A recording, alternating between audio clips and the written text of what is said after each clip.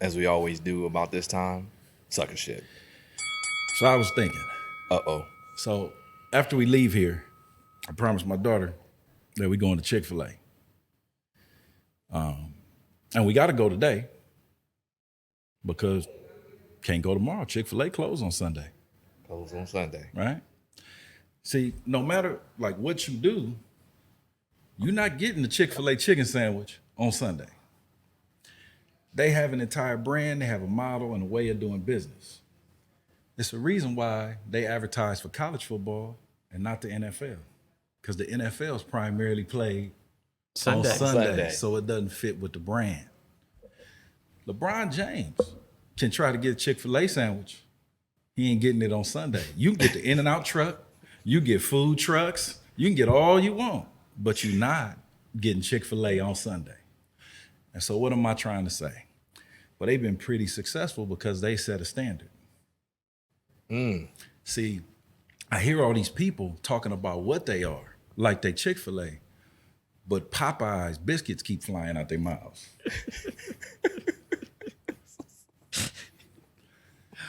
I hear these women say, oh, I'm educated, I'm smart, but you messing around with a whole boy from 87th Street, okay, that do a little in his life, but you go, well, I don't do it, but you spend the money. See, you talk Chick-fil-A, right? But that Popeye's biscuit keep flying out your mouth. Now, there's nothing wrong with Popeye's, but it's just not Chick-fil-A. See, you can get a Popeye's biscuit, the chicken sandwich every day. See, Chick-fil-A is closed on Sundays. So what I'm saying is, why don't we start setting some standards for ourselves? You know, some of y'all brothers, oh, I want to be high value. That's the new term. Or I want to do this. I want to do that. But you open 24/7. You not Chick-fil-A, brother. You 7-Eleven. You AM, PM.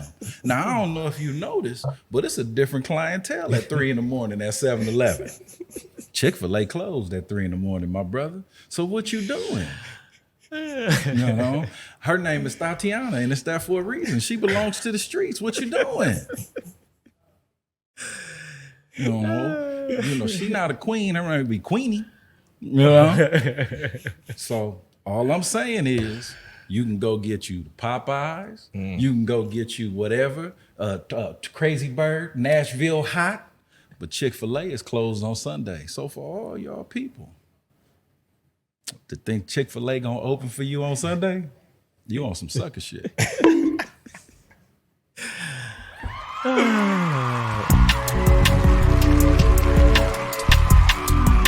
What we've been doing in this series, the SBLU, the SBL universe, is laying out the origin stories. And so, man, let's get this origin story from J period T period. Word. Word. Okay, well, we'll start off by saying, first of all, we welcome you once. No, I'm just kidding. First of all, I'm like potato salad. Everybody can't make me. So This is true. you know, I am what I am. There is a lot, but you know, let's hone in on this. We'll do the Cliff Notes version. I'm Junior. I hold the same name as my father. Rest in peace. And him and my mother, they were married, grew up around the corner from each other. But they were separated and divorced when I was 8 months old. Right? He went to work. She put me on the hip, grabbed my sister, and was out. Right? And went to my grandparents. So I stayed with my grandparents. I'm from the east side. You know, we were talking off camera, Wildsworth Avenue Elementary School, you know. That's east. For those of you who are not in LA, that is USC, go east of USC. East side is east of, east of Fig. Yeah, the real east side. Yeah. Okay, not the one Snoop rapped about. That's Long Beach. That's the South Bay. Anyway. And truth be told, that's the real South Central Los Angeles. Exactly. Right. Formerly known as South Central. East of Central Ave. Yes. So grew up with my grandparents, Rosetta and Melvin Jackson Sr. 8 children to them, 4 boys, 4 girls. Okay, quite the tribe. Right down tribe the middle. called Jackson. Grandfather is a postal worker, retired, and grandmother was a mother, and Christian. In that order. All she did was raise kids and go to church. Okay. So I went to church 4 or 5 days a week. The church was literally, we on 36th Street. The church was around the corner, and I would cut through my godmother's backyard and go to church. I was in the regular choir, the men's choir, the youth choir. I was secretary and treasurer for the Sunday school, a junior deacon, on the usher board, and went to go visit the sick and shut in. And on Saturdays, handed out food with my grandmother. So I was a church boy, through and through. Leadership development, brother. Oh, well, that's what, yeah, whatever. So, meanwhile, my grandfather watched Fred Price and football on Sundays. Oh, yeah. He was leaving out here. Evidence. Yeah. The theme. That's what I gotta tell you my grandfather's church story. Why can't I hang out with grandpa? If you gonna go to hell if you. Well, I want to go to hell, grandma. Got my ass whipped for that. Smack shit Yeah, I got my ass whipped for that. Anyway, grew up with them. My mother worked multiple jobs, so I actually didn't live with my mother until I was a teenager. So I didn't live with my mother till I was in junior high school, what the youngsters call middle school now. Okay. But my sister, my mother only lived together for 1 year because my sister is 4.5 years older than me. So when I hit middle school, my sister's a senior in high school. We lived together. Okay. I'm bused to the Wilshire district. She's bused to the Valley because we were deemed, smart black kids. So we got put into the Give a Nigga a Chance program. The magnet. Yeah, the magnet program. Why you call it Give a Nigga a Chance program, right? Let him see trees. Put him on a bus and go let that little nigga see some trees and see how he turns out.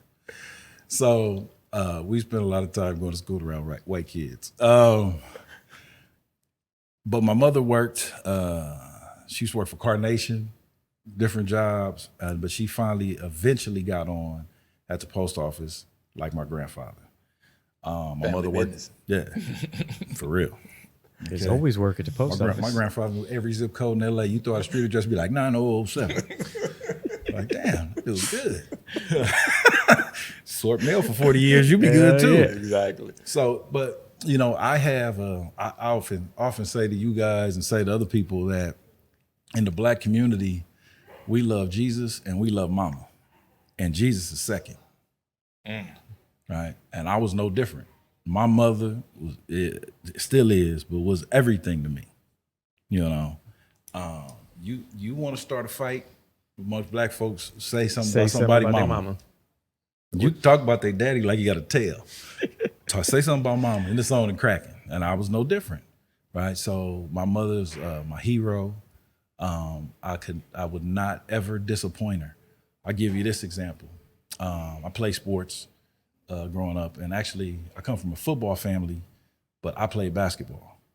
I did not know that my father was a basketball player till after he died. So that's where I got that. My father played at Jeff. When I was coming out of high school, I had a couple, college scholarships, small schools, Cal Poly Pomona, some Division II schools, Oberlin, Ohio. And I was going to go to Cal Poly Pomona. My sister was at USC at the time. And my mom was like, you have to apply because it's been my dream for you to go to USC. My uncle and aunt had already graduated from there, right? So to satisfy my mother, and I didn't think I was going to get in, I applied. The only college I applied to was USC. I ain't need to apply to no college. I'm going to go play basketball. Yeah, 100%. Right? We got that damn acceptance letter. And my mom did a Holy Ghost dance in the kitchen. He's all right. He's all right. He's all right. And I'm just me like, shit. So anyway, freshman at USC, basketball career over. There goes basketball. That's how much influence my mother had over my life.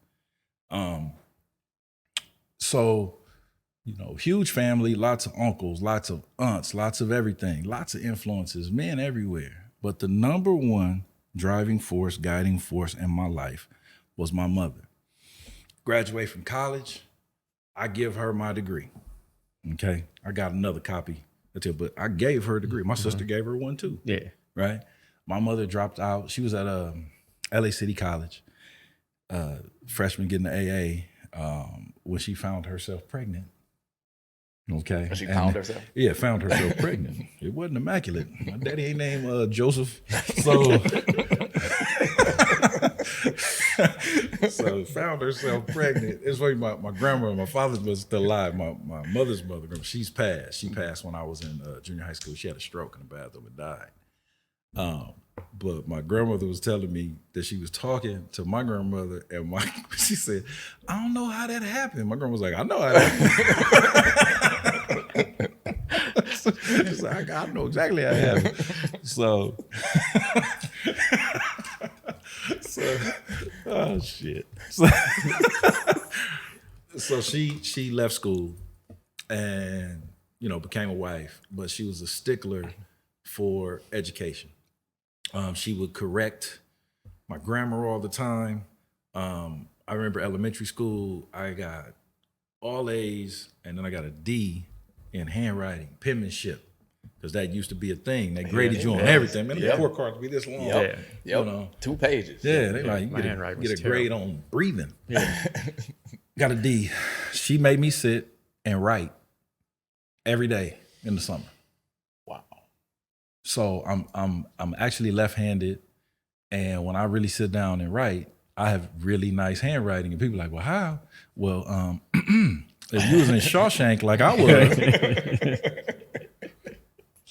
writing all day, okay? JT Dufresne. Yeah, had a plume, had a feather. Third grade with a feather coming out of pen raise. So, she was tough. And similar to what you said, my mother does not say I love you. She says a little bit now, but I can only recall about 5 times. But I never worried about that. Yeah. One of the things that I did learn was that you don't have to say something when you are it. Mm-hmm. Like Michael Jordan never said, I'm the greatest basketball player. Everybody else said it for him. I never heard Elon Musk talk about his brilliance. He's too busy being brilliant. Mm-hmm. So she was being loving with all the sacrifices and the things she made, things she did for us. So, divorced, single mom, blah, blah, blah, that story. But get 2 kids to graduate from USC. Not bad, right? Yeah, not bad haul at all. Yeah. Mm-hmm. Man, I woke up graduation day. Hi. I don't know. Running across campus in a cap and gown. Oh, hilarious. So as I move through my young adult life, as much admiration that I had for my mom, it began to present issues, right? Because like so many other young men, that's my first love. But there's a dynamic that happens with a lot of us where we become our mother's men instead of their sons. And ultimately, I'm supposed to be somebody's husband or somebody's man and not yours. So my mom really didn't take too kindly to any woman I was serious about. Wow. She actually preferred me being a whore. Just go have fun with them, baby. Don't get serious, right? And it wasn't until I decided to get married that it came to a head, and I had to confront my mother in defense of what is now my ex-wife, but back then was my future wife. And it was the first time that we had it out. And I was like, no, you raised me to be this way. This is the woman I choose to marry. She's family. She's first, right? That was a defining moment and a step in my manhood. And I call it confronting Jesus, because that was the God of my life. It was tough in the moment, But what happened since then was I began to be able to see her as a woman, not as a deity, that she's not perfect. She's human. I could see the good in her and the bad in her. I actually got more respect for her that she did all the things she did being human. Right.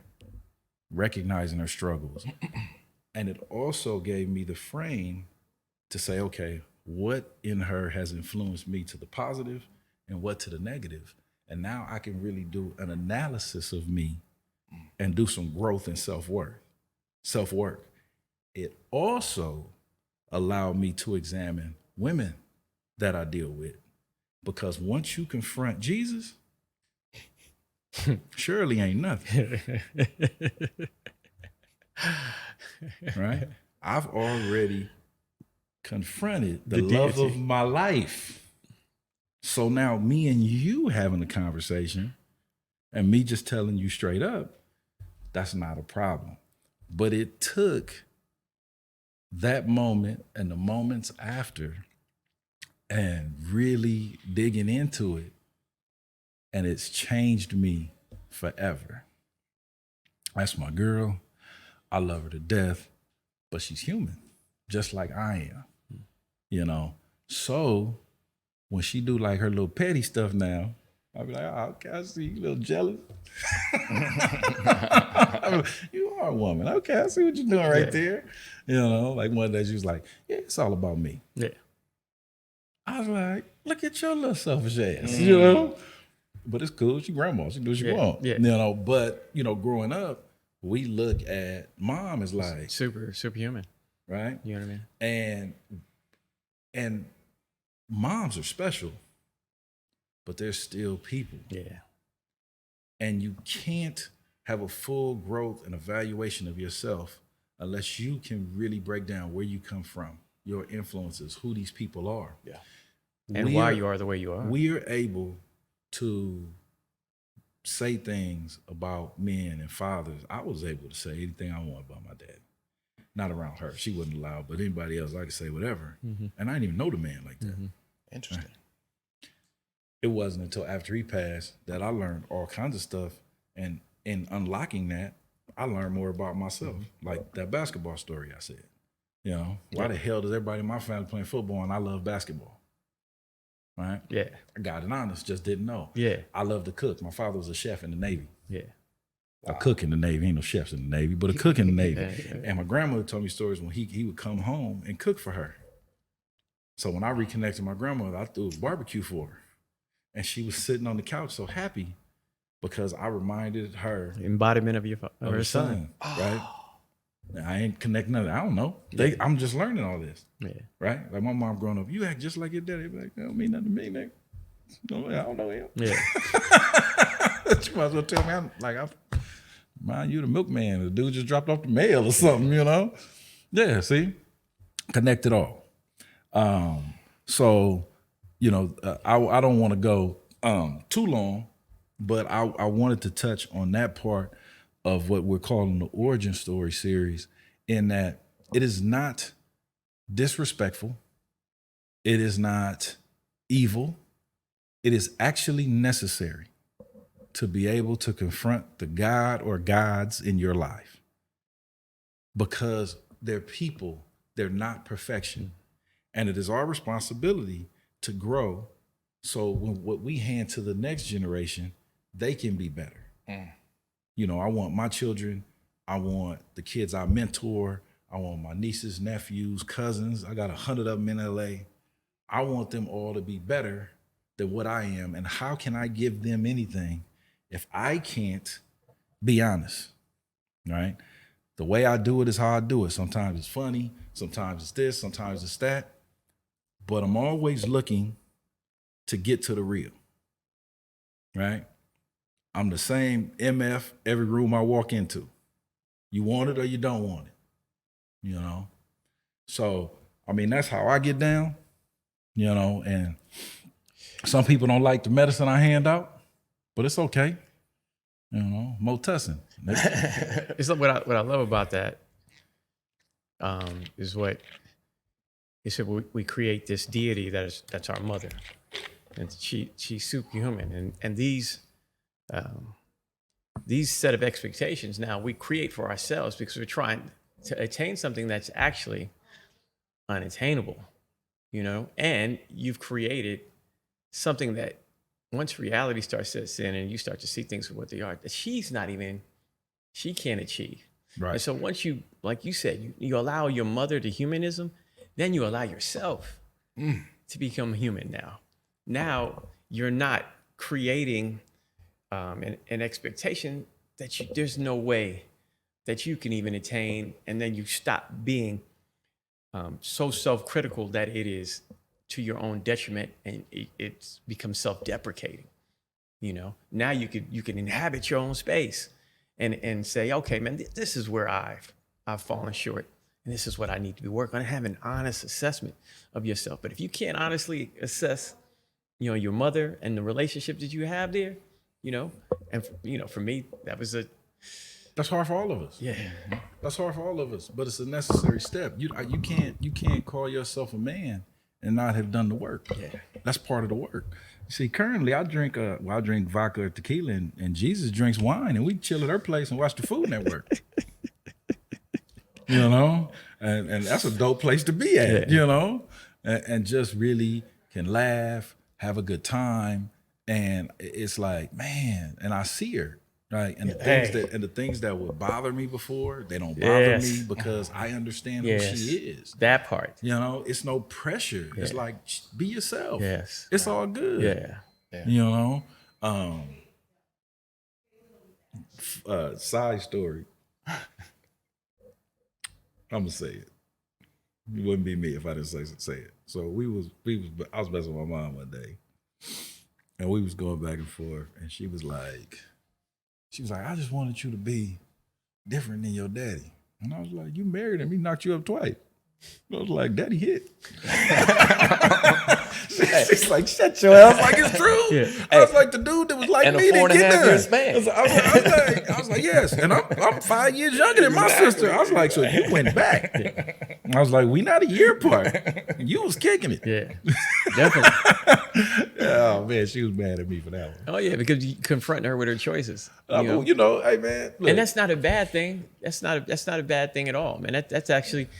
That whole humanization, and more like, man, what you said was, she lives in her her freedom now, and you have an understanding of her. And the things that used to perplex you, that she would do, the things that would drive you crazy, because it was a period there, my mom, and I just couldn't. I was just like, why?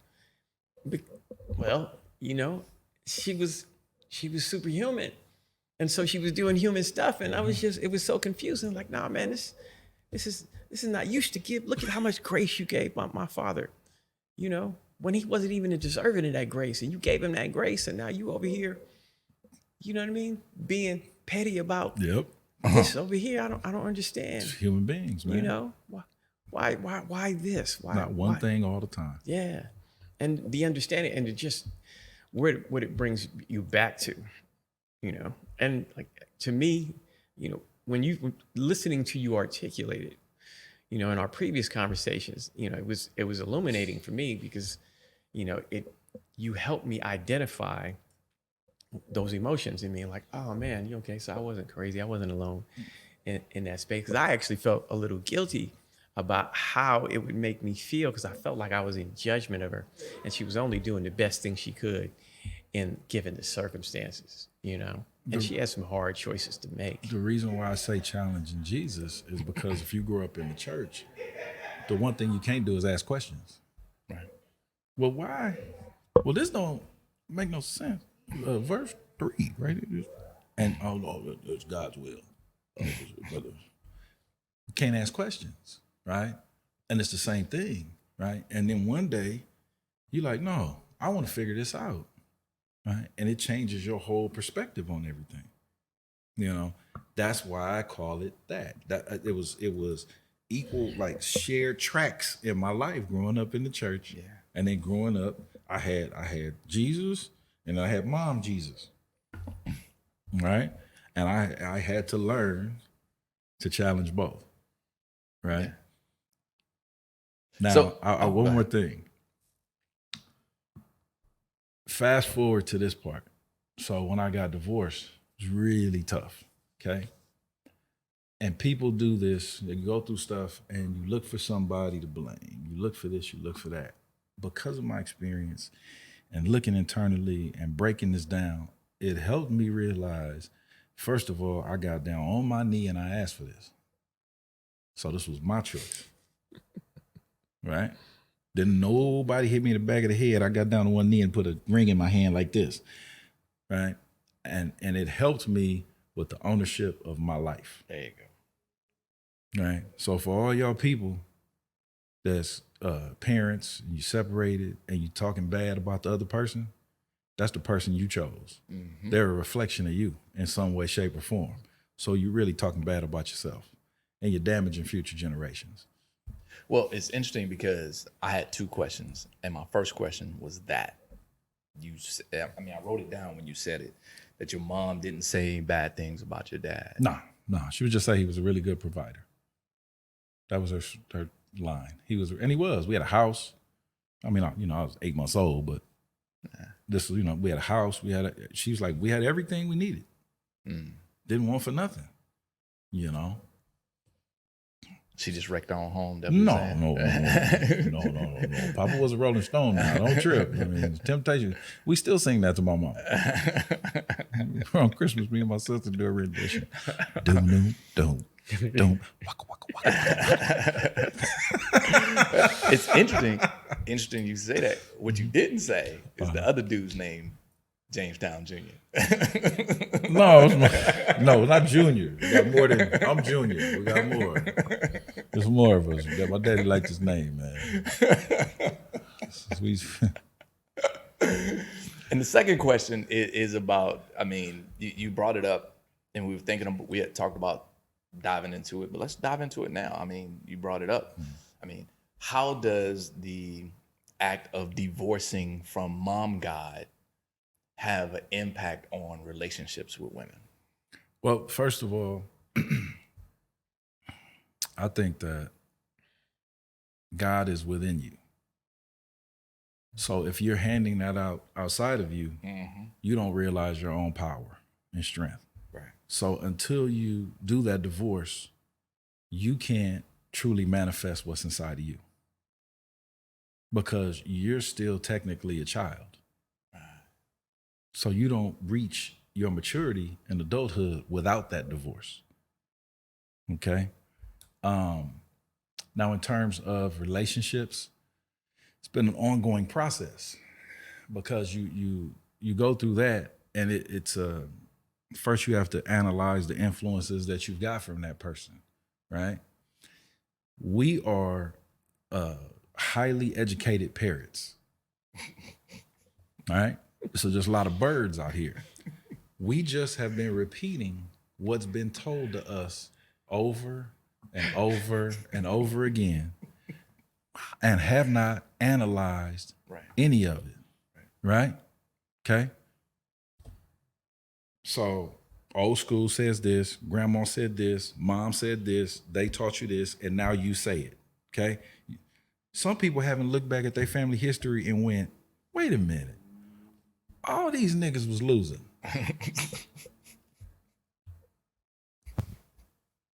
And handing out all this information. And handed me this information, and they gave me like the loser's playbook. Like it was the gospel. You said the loser's playbook? They gave you the loser's playbook, and here you are repeating it. Right? Because you can't do the autopsy on it because you can't question. Right? So for all of the beautiful things that she had her issues as well, and so much information or rules that people give you are born out of their fear and their don't hurt me stuff that they haven't dealt with, their unhealed trauma, as people like to say, and they hand it to you, and it's not even yours. Yeah. Worst kind of legacy that you can hand on. Right? I ain't worried about no man cheating on me, mama. I ain't gay. So not your cross to bear. Not my cross to bear. So you have to be able to analyze that. Now, as I have moved further and have been able to look at me I realized, okay, for example, I like to save people, and it's good for my ego, right? Because I can go, I'm the man. See what I did, right? Yeah. Okay. Well, what happens after the person is saved? Well, now the mission is done. Yeah, So you got to go find a new person. now I to gotta save. go find a new person to save. Right. So from the jump, this relationship is not going to be set up for the long haul. This just serves my ego. Wow. So in that way, I'm a user. But you have to be able to be honest with yourself and break that down. And by the same token, look at all the skill set that you learned. You know what I mean? And you and I have talked about this, but all the domesticated things that you could do. Oh man, come on, let's go. So and you go through all of it, and then by virtue of that, tell me, based on all those things that you can do, right? That you don't need anyone else to do for you. The kind of companion you find yourself with. Okay, so here's crazy. So my mother, one of her philosophies was, I'm gonna teach you everything to do in the house, because it was her thought that the next generation of women, she was like, they're lazy and they think because they go to school that they don't have to do nothing else.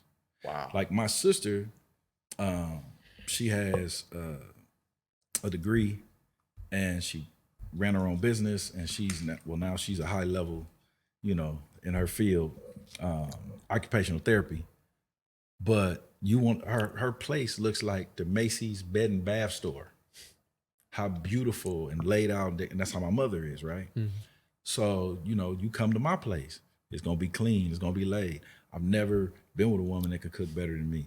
I don't want you to wash my clothes. I fold my own clothes because I fold them a certain way. My closet, everything's lined up. You could blindfold me and I could pick out a matching outfit. Same here. Right? So Same here. when you strip away that stuff from some people, they don't really know what to do with you. Because now we got to talk. Because it's not about, I'm just going to come over because you could cook. Right. Or I'm going to do this and I appreciate the help. Yeah. But now oh no, who are you? Right. What's going on? Yeah, they're in service. What's your real philosophies on life? real And character? because I've done the autopsy on my family, now when I'm around you, I'm watching your people because I want to know where you come from. Bingo. Because one thing I learned about being married, it was a lot of people in that bed with us. Mamas, grandmamas, uncles. It was crowded in there some nights. Yep. Because it was some philosophies coming that didn't have nothing to do with us. But it was embedded in us from years and years and years. Well, my grandma said, I was like, they was in wagons. She went to school, she was like, yeah. Your grandma rode a stagecoach to school. What the hell you quoting? What are we doing right now? I was like, Pony Express for no, the mail. that's what I'm saying. Like, I mean, and you've been married 8,000 years, so you guys have had to forge your own. Yeah, your philosophy is yours. If I tried to take yours, it wouldn't work for me. Right. Right. But what we think is, I'm gonna get a guy like my grandfather. Bread was a nickel. Right. There are no factory jobs. Right. We ain't going to the plant with my little bucket and coming home and that, like my grandfather on a post office salary income, had a house, bought a house, raised 8 kids, raised grandkids, right? Sent people to school. You can't do it like that anymore. Right. The whole dynamic has changed. This whole thing is different. So you have to adjust everything to what's my grandmother didn't know how to drive. She never drove a car. Neither did mine. Wow. All she did was raise kids and go to church. But that's what it was back then. Wow. Right?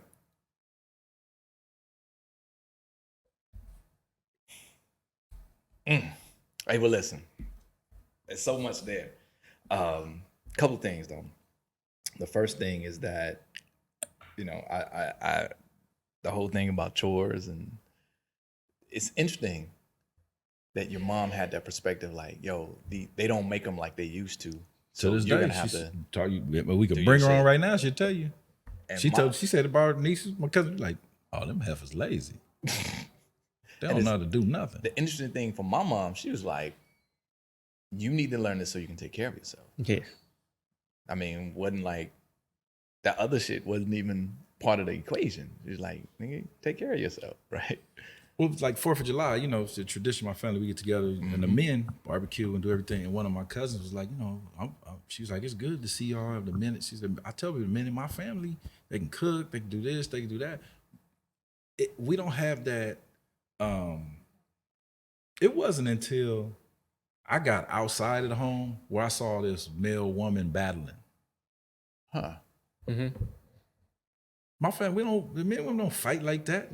We on the team together. Yeah. Right. Right. You know, we here to win. Yes.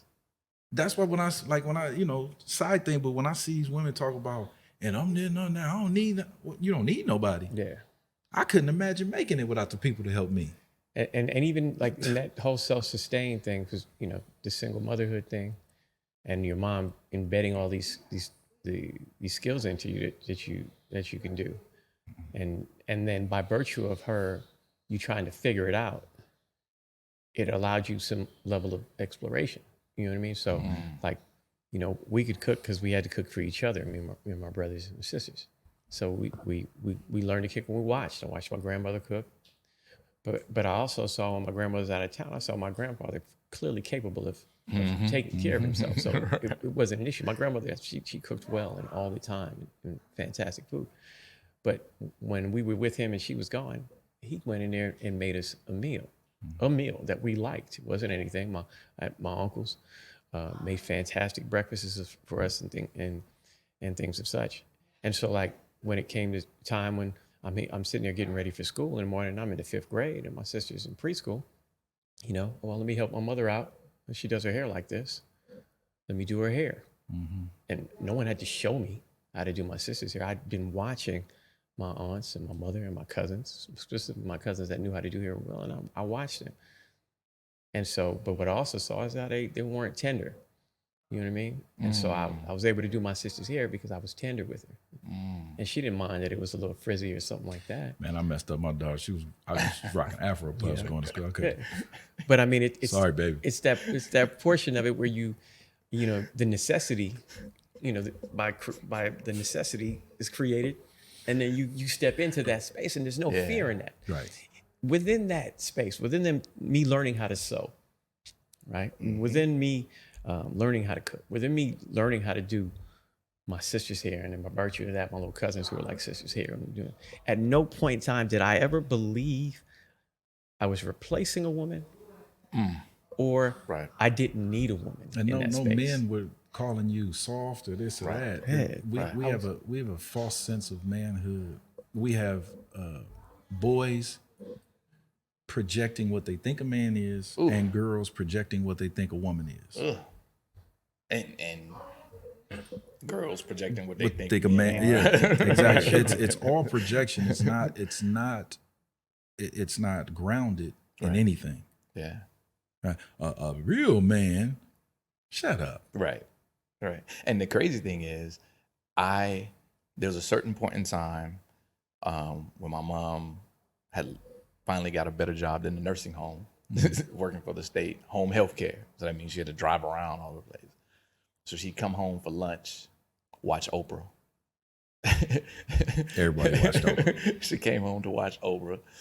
She'd take out some meat or whatever she wanted for dinner, leave me a note, and be like, this is what I want for dinner. And then she'd go back out. And then I come from school, and the shit is thawing in the sink, and I see her note. But before I hit the streets, the house was already clean. I made sure that shit was just constant. And then I made sure I made her a meal. Put shit in the oven, covered it up on the stove or whatever, and I bounced, right? But I did that because it's my mom, man. She was working her ass off, and I ain't want her to come home, because I was there watching her, you know, working all them days at the goddamn nursing home, and she'd kick off her shoes, and I used to take that what do you call it, the polish. It wasn't polish. It was the Nail polish remover. No, this for shoes. Oh, shoes. The white shit. Yeah, the white So she polish had because you had to, for the she had nursing. them white shoes. Yeah. So I used to do her shoes, Yeah. every couple weeks. Yeah, mother's boy shoes, nigga. Yeah. You did that for my mom too. Them thick ass mother's boy shoes with the plastic on the top. Hey, real talk. So it was a certain point I was like, man, this is the least I could do. Mm-hmm. To just take that shit off her mind. She can come home, just eat. When I get home, I'll do whatever. She always used to clean up after herself. But That leads us to a relationship sticking point. Because when you grow up like that, there's a care in that, right? mm-hmm. So now you fast forward and you're sitting across from a woman who's proud to not be able to cook anything. Not that we can't go buy some food, not that I can't cook, but you're making a declaration of what you're not gonna do. I don't care enough about you to make you a meal. Wow. And I refuse to learn because it's a badge of honor for me not to. So it's a badge of honor for you not to take care of me, but you want to be taken care of. You have to be what you expect. Plaids and stripes don't match.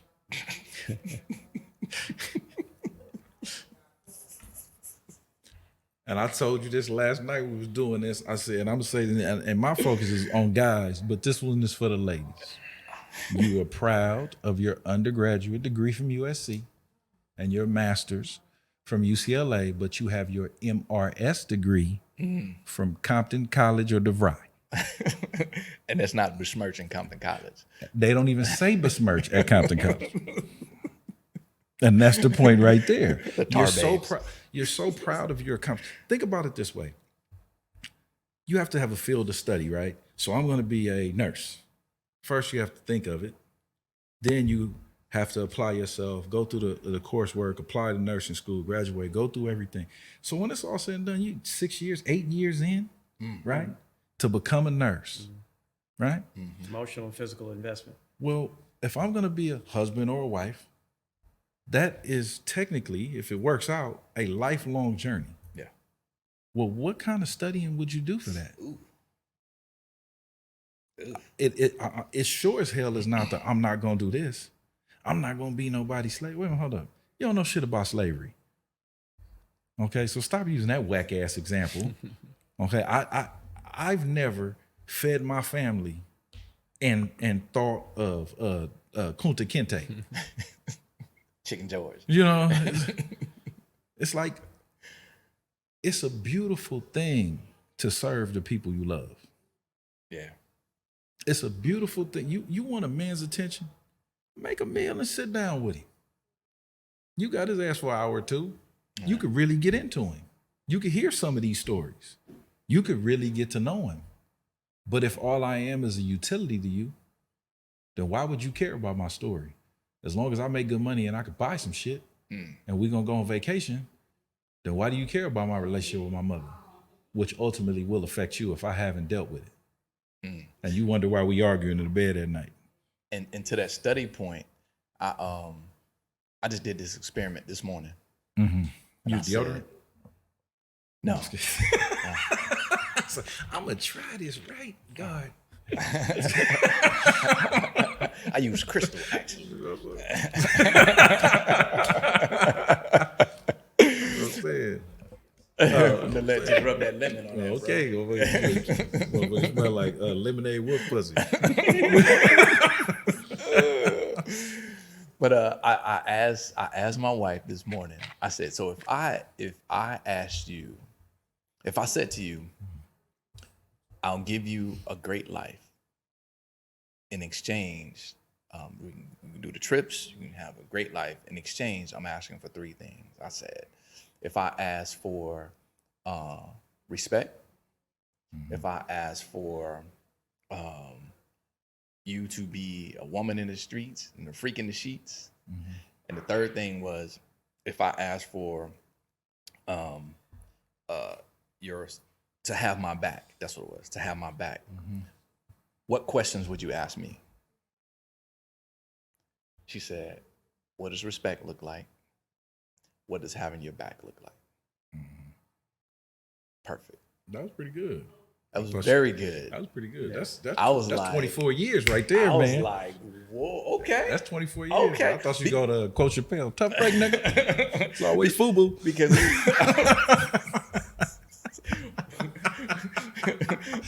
better hook up with Wu-Tang Financial.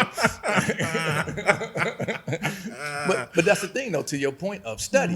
Like if we as men have to be in a position to know what we want to ask the question and say, hey, this is what I'm asking of you. Yeah. The second thing, which she did perfectly, was what does that look like to you? Not what does that fucking look like to me? Because it's gonna be different, right? But what does that look like for you? And I was like, okay, we can hang in there for a couple more years. Oh, that's how she got the extension? Yeah, that's how she got the extension this morning. Look, little This did we morning. know. This morning. but that goes to your study part, that MRS. I got to sign somebody first. That's what I'm saying. You know what I mean? Yeah, them 10-day contracts. Hey man, I gotta get a prospect. You know? Man. Hey, there's one more thing I want to hit on before we break. I just figured out what I wanted. Hey, write it down. Yeah, that's the start. Yeah. That's the start. Write it down. Shit. One thing that it has always bugged me, and you brought it up today in your story. It's Pops was cheating, right? And that word always rubbed me wrong, right? To a certain extent, because things don't happen in a vacuum, and this is nothing about your mom. It's just in general. But when I hear women say, yo, that dude cheated on me, I always ask, what did you not do that he asked you for? Right? What happened? What is he looking for outside of the relationship? That he probably asked your ass. No, say that shit. Say that shit. What came to mind? 'Cause I know how your mind works. No, because I know it's not even. It's funny to me, but two things. They got divorced when I was 8 months old, so I don't know what the hell happened, right? And I didn't find all this stuff out, like I said, a lot of it until after my dad passed. So it wasn't from my mother saying it. So it's like, you say, I ain't saying that. You right. You ain't saying that. My mom don't even know, right? Right. And but what I was gonna say is, like, remember Bizarro? Bizarro. Right? The opposite of Superman had all the powers, but he was like, he was like a moron. you're creating, like, yeah, he's a moron. Women will look at you like you're from Bizarro world for asking that question. Yeah. Most of the time, I mean, of course, there's people that just out there, doing whatever they do. But cheating is a manifestation of far many other things. Absolutely. And the interesting thing is there's all kinds of studies, and it ranges. But for everything I've researched, and you can go to stuff, marriage.com, just you go infidelity rates, to Google it. The difference between the rates of cheating men and cheating women is anywhere from 1%. The biggest one I've seen was a 6% gap. Yes. So both are cheating.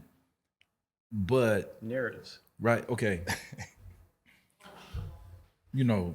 That, like, Human Nature, Michael Jackson sung it. Yeah. SWV sung it. A lot of it. people sung the song, right? Yeah. Okay, that's how cheating is. A lot of people sing that damn song, right? But Michael got the most credit for it. Yeah. So me and Michael, we get the King of most. pop. We get the most. Pop. You cheat on a woman, she gonna be on CNN with the no nigga list. Like, don't Charlie, Right. dudes, we don't do that. A lot of dudes hold that L. They might tell their boy. Yeah. Maybe tell mom. Yeah. But it doesn't get broadcast like that, right? And so it's a human condition. Yeah. And as women have grown in the workforce, have more opportunities, and you add the internet, okay, which Instagram is a whorehouse, right? That's why I don't do it. No, you know what I mean? Like you go from, you grow up. I mean, LA's big, so it's always action. But you in some small town, all you had was the town. Yeah. Now you got everything at your fingertips. Yeah. So dudes is gonna get at you. Right. So the access is all over the place, right? So I mean, it's like, dude, can we have that conversation on an even playing field and tell this story without heroes and victims? Right. Can we tell this story as humans, and then really analyze, like, damn, as a husband, did I not do this? As a wife, as one, all he wanted was my time. And I told him I was too busy. Well, all she wanted was this. And I said, no, I got something else to do. Right. So I set the stage. Yeah. But who can say that? The only analysis is self-analysis. Right. And I'm glad you said that. You put a bow on that perfectly, because, our aim, 3 intentions for this show. 3 intentions. Well, besides us getting together and talking shit. Is A, changing the narrative of Black men, right? And we'll do that with not only data and stats, but also with perspectives and with the genuine, honest, authentic conversation from Black men. So you don't have to hear it from none of your girls. You can just tune into some Black men. Yeah. Second thing, how does that shifting that narrative change the relationships with Black men and women? Like, if we disrupt the prevailing narrative about Black men, then perhaps Black women see Black men in a different light, right? And then third, how does that shift in those relationships change our community? Strengthen, change, improve, evolve our community, right? So that's the intentions. And with that being said, I love it. We got a chance to get those origin stories in. So we could show and showcase what experiences in our lives that made us the men that we are today, whether it be our experiences with women and how that affected us and it impacted us, and our experiences with men in our lives and how that showed us the pathway and set the foundation for manhood for us. So with that being said, listen, this show works best when you comment. So if you hear something, put that shit in the comment. You know what I'm saying? Let's dialogue. If you have something around those 3 intentions that you want us to talk about, share, throw it at us. And that don't mean we gonna do the shit, but we might.